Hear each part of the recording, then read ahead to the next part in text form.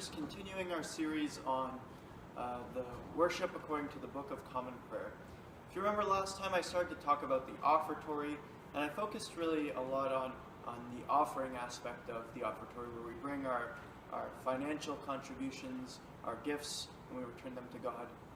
And Canon David Barrett reminded me that there's also another part of the Offertory that I didn't really touch on, and that's when we're bringing the bread and the wine to the Lord's table.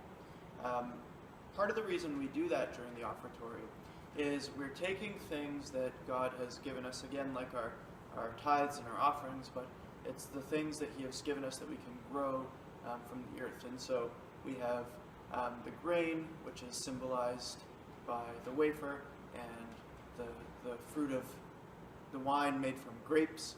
And we bring this and we offer these things from God's own creation that He's given us, and we offer them back up to Him. And we believe that in the Eucharist, which I'll talk a bit about in another video, that God makes these things, the grain and the wine, that are from His own, and we give them back to Him. He'll make these things to be transformed, to be for us the body and blood of Christ in a really special, unique way in the Eucharist. And you can actually see some of the symbolism here with, beside the holy table, we have an emblem that shows grapes and grain.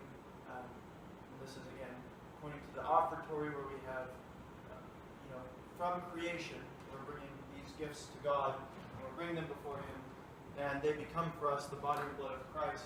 And we have that here symbolized with the Lamb. And of course we say, Jesus is the Lamb of God who takes away the sin of the world.